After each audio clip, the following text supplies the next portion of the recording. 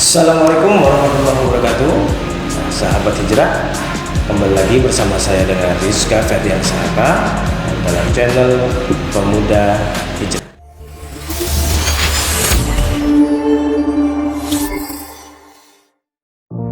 Halo sahabat hijrah, pada kesempatan kali ini kita akan membahas tentang dua kitab sekaligus, yaitu kitab Injil dan kitab Al-Quran. Kita mulai dari kitab Injil. Kitab Injil diturunkan pada abad 1 Masehi yang diwahyukan di daerah bernama Yerusalem. Kitab ini diturunkan pada awalnya menggunakan bahasa Ibrani dan menjadi pedoman bagi kaum Nabi Isa alaihissalam, yaitu kaum Nasrani. Firman Allah Subhanahu wa taala dalam surat Al-Maryam ayat 30.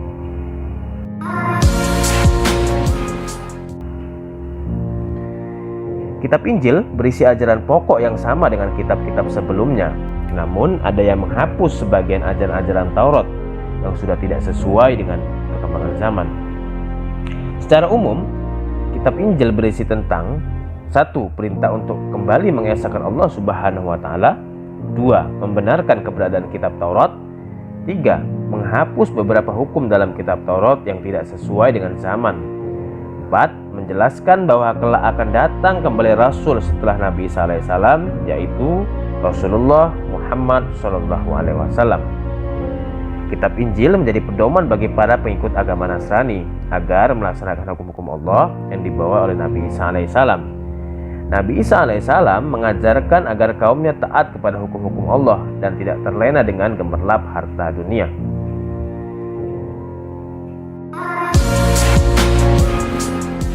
Injil adalah kitab-kitab yang berisi firman-firman Allah Subhanahu wa taala yang diwahyukan kepada Nabi Isa alaihissalam, putra dari Siti Maryam.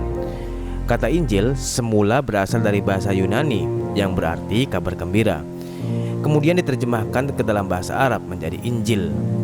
Makna dari kabar gembira yang dimaksud adalah karena Nabi Isa alaihissalam menggembirakan para umatnya dengan berita akan kedatangan Nabi Muhammad SAW sebagai utusan Allah Subhanahu wa taala yang terakhir untuk seluruh alam.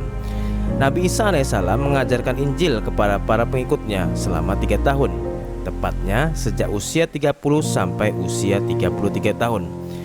Lalu ia diangkat atau diselamatkan oleh Allah Subhanahu wa taala dari pengajaran kaum Yahudi yang ingin menyalibnya. Dalam berdakwah, Nabi Isa alaihissalam dibantu oleh 12 orang muridnya yang dalam Islam dikenal sebagai sebutan Hawariyun atau murid-murid Nabi Isa yang sangat setia.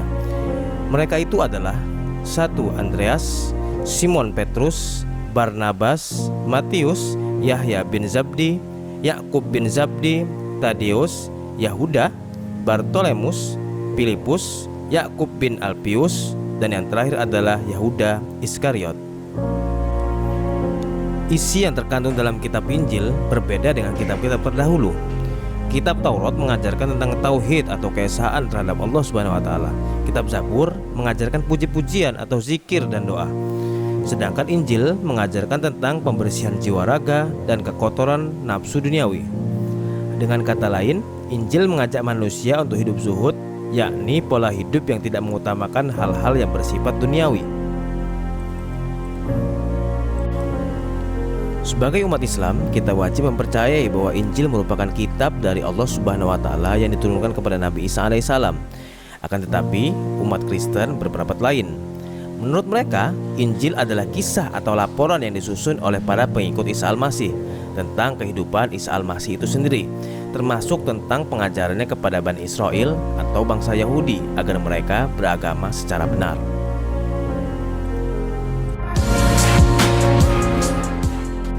Penting untuk kita ketahui bahwa Injil yang beredar sekarang ini berbeda dengan aslinya. Kalau begitu, dari manakah Injil yang ada saat ini? Tidak lain adalah karya orang-orang Yahudi yang ditulis beberapa waktu lamanya setelah Nabi Isa alaihissalam wafat. Pada mulanya beredar puluhan Injil, namun dalam Sindonis Muktamar Gereja-Gereja di Nisea, yaitu suatu tempat di Asia Kecil dekat dengan Konstantinopel pada tahun 325 Masehi yang diadakan oleh Kaisar Konstantinus, diputuskan hanya ada 4 Injil yang sah.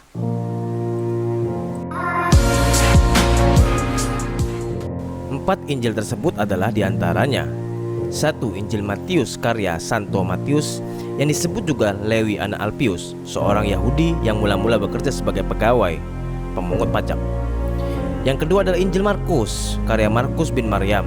Sesungguhnya Markus adalah nama gelar, sedangkan namanya sendiri adalah Yohana atau Yahya.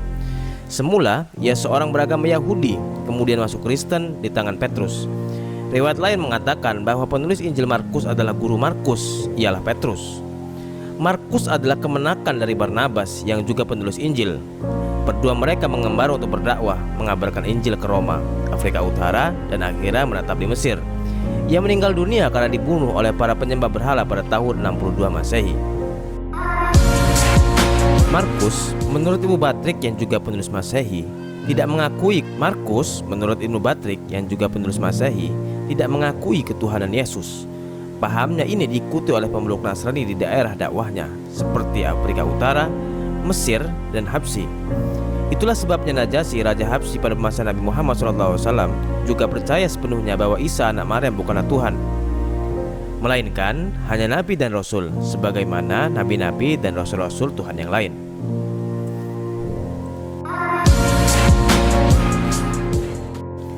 Injil Lukas dikarang oleh Lukas, seorang tabib kelahiran Antioquia, Yunani. Sumber lain mengatakan bahwa ia seorang tukang gambar. Ia murid Paulus dan keduanya tidak pernah bertemu dengan Yesus. Dengan demikian, baik Yahya maupun Paulus bukanlah murid Yesus. Injil Yahya.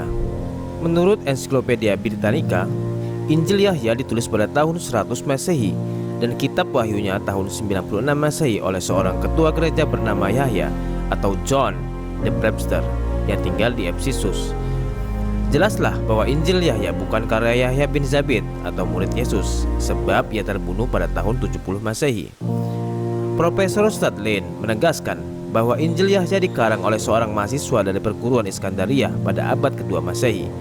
Pendapat inilah yang cukup beralasan mengapa Injil Yahya mengajarkan ketuhanan Yesus, di mana ajaran tersebut mula-mula datang dari mazhab Iskandaria yang kemudian disahkan oleh Kongres Nisea pada tahun 325 Masehi. Yang jelas, Injil Yahya ditulis untuk menegaskan tentang ketuhanan Yesus. Jadilah Injil Yahya adalah satu-satunya Injil di antara keempat Injil yang diakui sah oleh kalangan gereja, yang secara tegas mengajarkan tentang ketuhanan Yesus. Sebagai umat Islam, bagaimanakah seharusnya kita menyikapi keempat Injil tersebut yang ada sekarang ini? Umat Islam cukuplah mempercayai bahwa Allah Subhanahu wa Ta'ala pernah menurunkan kitab Injil kepada Nabi Isa alaihissalam. Akan tetapi, Injil yang murni atau benar-benar berisi kumpulan firman Allah Subhanahu wa Ta'ala kini sudah tidak ada lagi. Maka kita sebagai umat Islam dilarang mempercayai keempat Injil tersebut.